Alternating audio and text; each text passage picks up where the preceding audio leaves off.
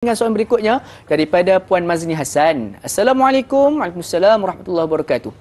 Jika berlaku kematian suami di saat dekatnya tarikh untuk buat umrah, apakah dibolehkan seorang isteri itu menunaikan umrah walau dalam iddah dengan bertemankan anaknya sebagai ganti arwah suaminya? Mohon pencerahan Ustaz. Terima kasih. Ustaz, satu soalan yang menarik Ustaz. Silakan. Aywa. Ini soalan realistik. Realistik. Cuma saya nak pesankan tuan-tuan, untuk jawab soalan ni dia kena gabung hukum dan juga peraturan. Sebab orang yang nak pergi dah tak lama tu, bermakna dia dah buat payment semua. Dan yang menguruskan umrah tu juga kena buat payment. Apa nama ni, dipanggil hotel tak mahu main tiup gitu je. Kan, main tiup je. Besok nak datang gitu. Tak ada harapan. Memang jawapannya duduk luar hotel lah. Yang dah tempah berbulan pun duduk luar hotel. Jadi sebab itu kita kena tengok dua sudut. Pertama, dari sudut orang yang dalam edah. Orang dalam edah man, ada hadis Nabi SAW. Ya, hadis ni saya baca sikit supaya yang ini ni penjelasan bukan hanya untuk umrah saja. Ini untuk umum. Sebab nampak masalah edah ni ada orang tak faham juga lagi.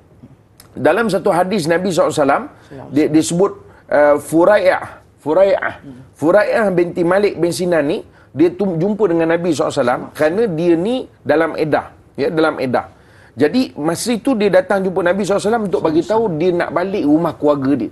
Maksudnya dia suami meninggal lah. Suami meninggal, dia nak balik rumah keluarga dia. Maka kata Nabi SAW, Imkithi fi baitiki hatta yablughal kitabu ajalahu. Kata Nabi SAW, tetap di rumah engkau sampai apa yang telah ditetapkan. Sebab itu orang yang dalam edah, dia kena berkabung ihdad. Berkabung tu ihdad. Edah, ini tanyalah ustaz ni, kita dah ajar macam-macam dah kan. Biasanya standard lah, pasal hari-hari ada.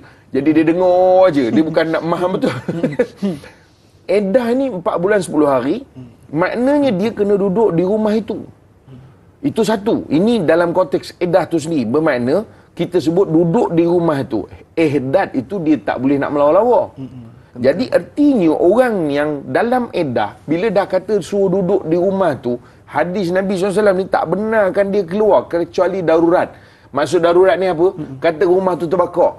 Jangan dia bomba kata, "Cik, keluar cik, keluar. Saya edah."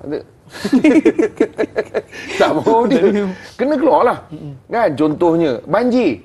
Dia duduk dalam rumah tu. Air dah naik tenggelam ni, kan? Encik kenapa tak keluar? Edah. Tak. Mana dalam keadaan tertentu, darurat ke ataupun mungkin dia tak sihat, so itu kena keluar. Jadi, berbalik pada soalan ni, boleh tak dia pergi umrah? Tak boleh lah. Tak boleh. Muzakarah haji kebangsaan pun begitu juga. Saya suka nak petik begitu sebab kita di Malaysia ni ada muzakarah haji kebangsaan yang menentukan. Jadi, tak boleh. Baik, itu soalan isi hukum.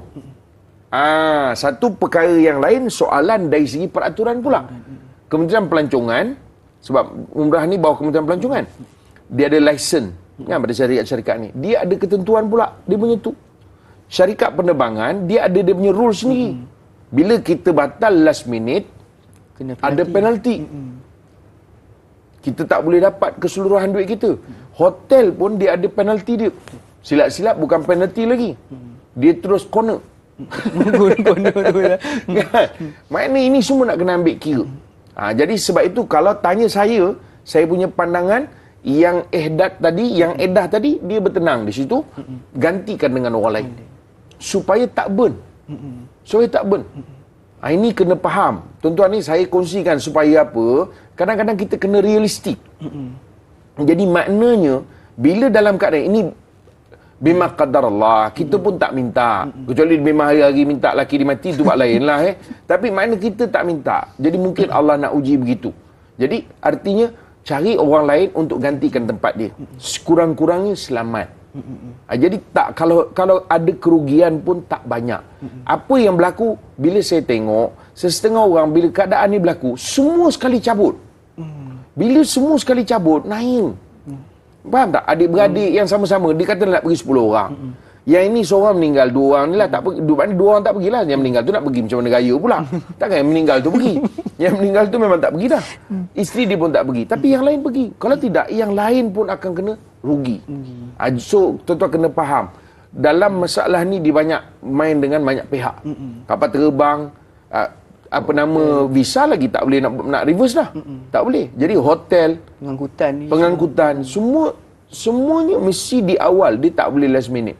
Jadi itu realiti lah. Saya jawab dari dua sudut lah, mudah-mudahan. InsyaAllah mudah-mudahan terjawab soalan tersebut, dan juga Ustaz telah pun memberikan kita satu garis panduan sekiranya berlaku hal tersebut. Mana tahu kan, kita pun tidak tahu qadar, ada qada dan qadar Allah SWT ni mendatang bila-bila masa saja, insyaAllah. Jadi